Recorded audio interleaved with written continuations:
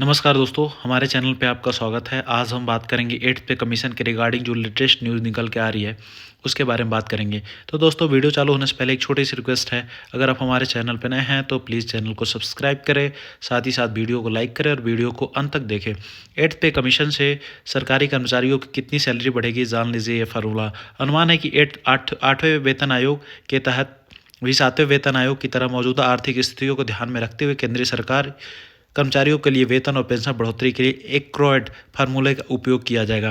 तो अभी जो लेटेस्ट न्यूज़ आ रही है वो एक क्रोएड फार्मूला का उपयोग करके जो केंद्रीय कर्मचारी हैं उनका जो वेतन और पेंशन दोनों बढ़ाया जा सकता है। सरकार ने हाल ही में केंद्रीय कर्मचारियों के लिए 8वां वेतन आयोग प्रस्ताव किया है, जिसके तहत 1 करोड़ से ज़्यादा सरकारी कर्मचारी और पेंशनरों के पेंशन और भत्तों में इजाफा होगा। 8वें वेतन आयोग के ऐलान के बाद लोग जानना चाहते हैं कि आखिरकार केंद्रीय कर्मचारी और पेंशनरों की मंथली इनकम कितनी बढ़ सकती है।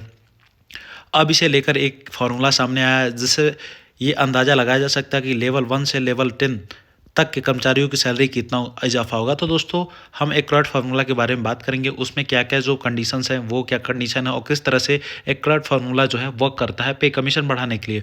अनुमान है कि 8वें वेतन आयोग के तहत 7वें वेतन आयोग की तरह ही मौजूदा इकोनॉमिक कंडीशन को ध्यान में रखते हुए केंद्रीय सरकारी कर्मचारियों के लिए वेतन और पेंशन बढ़ोतरी के लिए एक क्रोएड फार्मूले का उपयोग किया जाएगा। क्या है एक क्रोएड फार्मूला?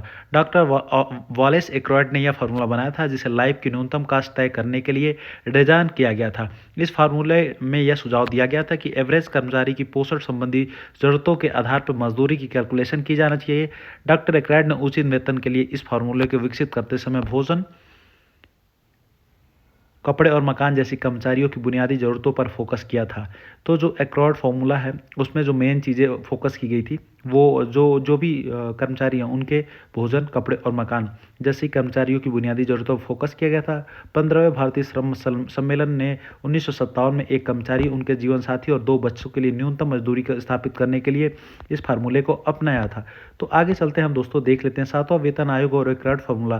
फाइनेंशियल एक्सप्रेस की रिपोर्ट के मुताबिक 7वें वेतन आयोग ने एक्रोइड फार्मूले का इस्तेमाल करते हुए केंद्रीय कर्मचारी, सरकारी कर्मचारियों को न्यूनतम मूल वेतन 7,000 रुपये से बढ़ाकर 18,000 कर दिया। जैसे आपको पता है 7th पे कमीशन में जो मिनिमम बेसिक था वो 7,000 से 18,000 होगा। लगभग एक दशक पहले 7वें वेतन आयोग ने केंद्रीय सरकार के कर्मचारियों और पेंशन भोगियों के वेतन और पेंशन को अपडेट करने के लिए 2.57 का फिटमेंट फैक्टर लागू किया था। इस फिटमेंट फैक्टर और क्राउड फार्मूले पर आधारित वेतन मैट्रिक्स 2016 में 7वें वेतन आयोग की सिफारिशों के लागू होने के बाद से प्रभावी है। तो ये जो 2.57 का फैक्टर था ये 7th पे कमीशन से अब तक लागू है। इस फार्मूले पर 8वें वेतन आयोग तक कितनी बढ़ेगी सैलरी? माना जा रहा है कि 8वें वेतन आयोग के तहत भी एक्रोइड फार्मूला अपनाया जाएगा, जो कि सेम गवर्नमेंट थी और उसने अपनाया था, ताकि यह सुनिश्चित किया जा सके कि सरकारी कर्मचारियों की सैलरी आज की महंगाई के हिसाब से उचित है या नहीं।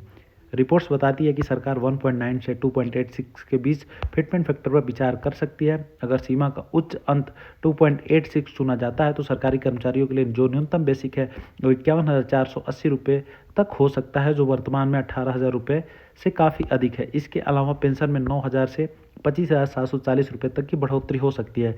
तो अगर 2.8 फिटमेंट फैक्टर रहता है तो जो मिनिमम बेसिक है वो 51,480 होती हुई दिख सकती है।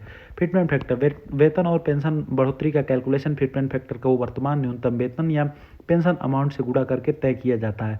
8वें वेतन आयोग के तहत वेतन बढ़ोतरी कितने फीसदी होगी, अभी ये क्लियर नहीं। उम्मीद है कि केंद्र सरकार जल्दी 8वें वेतन आयोग की संरचना की घोषणा करेगी, जिसमें एक अध्यक्ष और 2 सदस्य शामिल हैं। तो अभी तक कोई ऐसा न्यूज़ नहीं निकल के आया है, खाली लोग बस आस में हैं। तरह तरह की न्यूज़ें निकल के आ रही हैं। जैसे ही कोई लेटेस्ट अपडेट आता है मैं आप तक पहुंचाऊंगा। चैनल पे नए हैं तो सब्सक्राइब जरूर करके जाइए। मिलते हैं नेक्स्ट वीडियो में। आज के लिए बस इतना ही। Thank you. जय हिंद, जय भारत।